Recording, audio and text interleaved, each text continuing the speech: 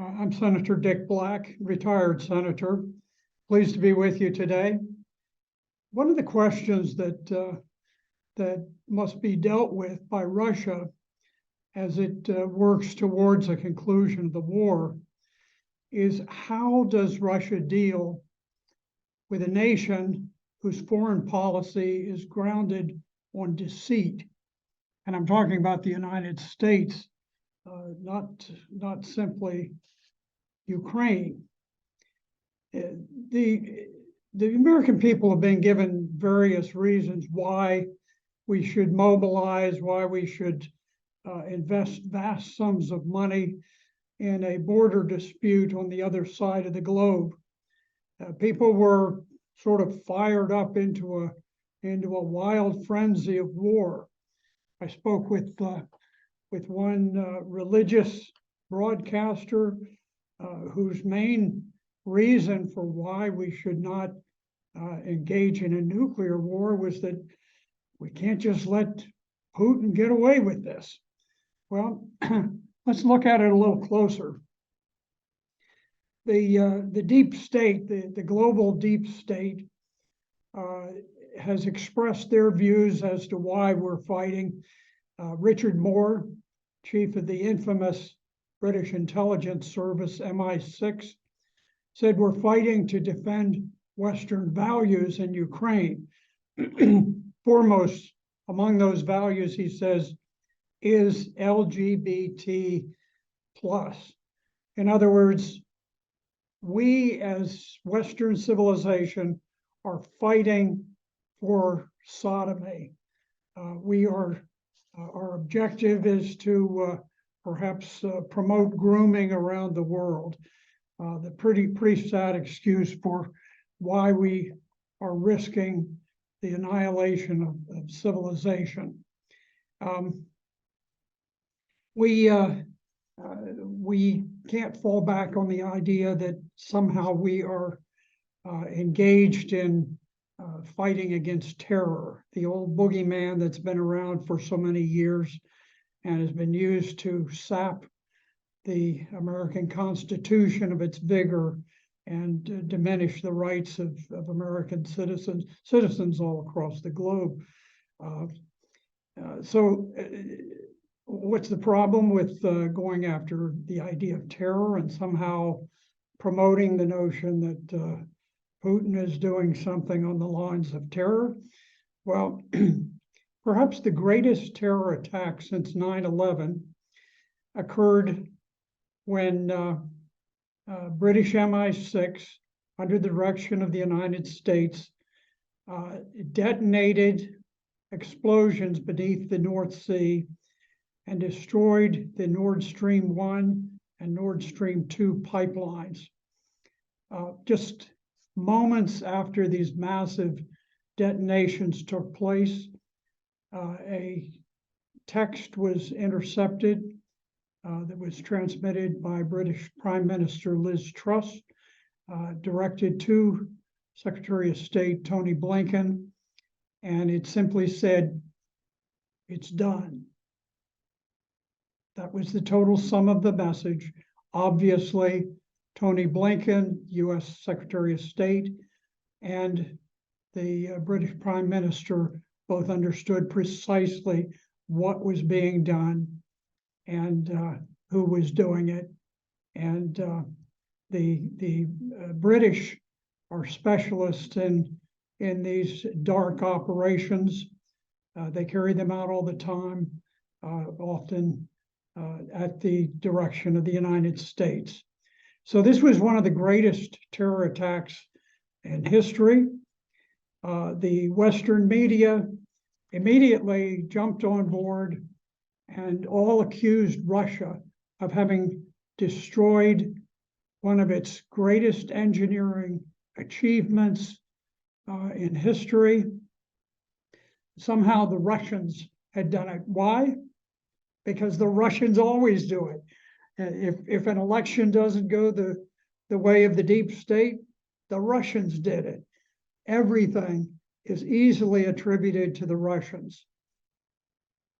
The claim needn't be rational. It needn't be logical. It can be totally irrational, as it was in this case, that somehow the Russians had destroyed one of their most powerful economic lifelines to Europe. Why? Well, just because they're really bad people who do bad things. So it needn't be rational or logical, but it must be repeated over and over, and all other explanations censored. And this is exactly what happened in the case of the sabotage of the pipelines. So here we are involved in one of the greatest terrorist actions in history, something that certainly is on the economic magnitude of 9/11, if not the loss of lives. So these are some of the things that we've said. For a while we were claiming that we were fighting for democracy. That the fellow in the T-shirt, he's the defender of democracy in the Western world. Fact is, Zelensky is an absolute dictator. He outlawed all of his opposition, made it unlawful to belong to an opposition party. He closed down all of the free media outlets. His secret police recently held a major raid in which they arrested priests and nuns in an enormous crackdown on the Ukrainian Orthodox Church, which represents 2/3 of all of the Ukrainian Christians. Newsweek reported that he fired the Ukrainian equivalent of the US Attorney General and the head of the Ukrainian CIA, both on the very same day. CBS reported and admitted that vast amounts of the American largesse, which is being flooded into Ukraine, much of it has been pilfered. The majority of it has been pilfered. It said that perhaps only 30% of it actually reaches the final destination. And the article that appeared in Newsweek concluded that Biden's intervention in Ukraine harms America and worsens the plight of the Ukrainian people, who have become pawns in a battle of Black Sea oligarchs.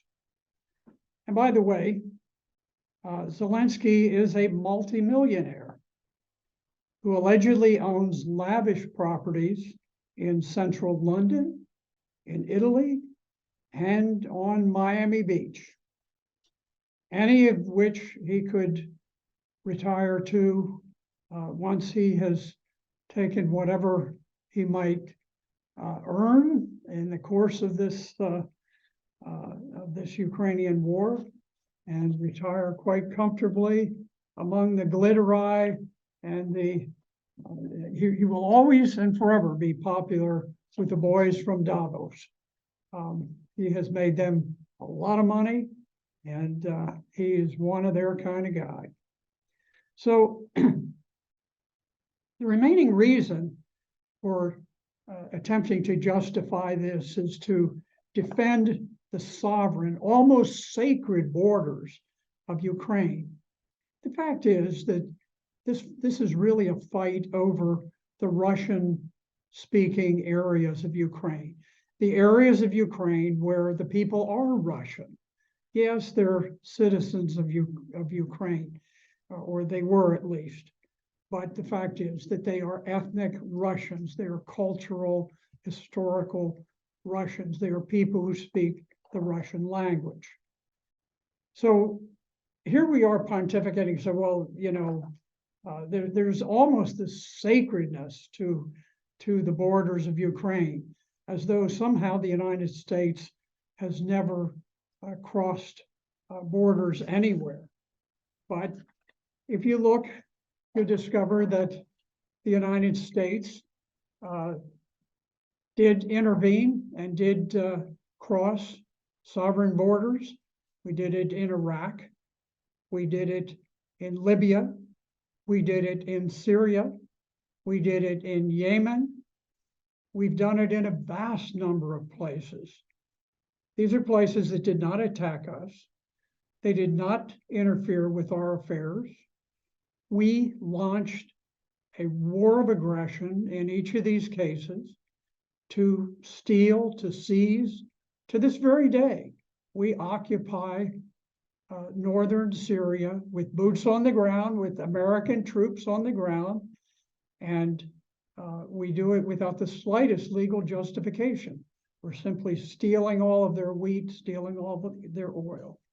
So there is no justification whatsoever for what we're doing, but the challenge will be now that Russia will have to eventually engage in some sort of discussions with people who are historically in foreign policy deceitful and untrustworthy. It will be certainly a challenge. Thank you.